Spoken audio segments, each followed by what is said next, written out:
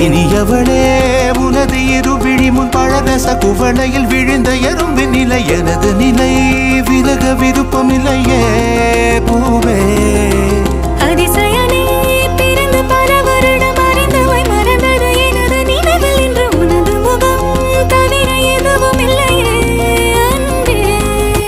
வேறாரும் வாழாத பெருவாழ்விது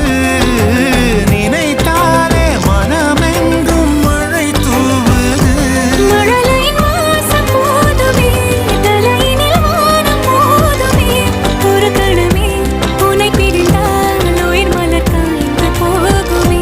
நீதானே பொஞ்சதி நானே உன் சரிபாதி நீதானே பொஞ்சாதி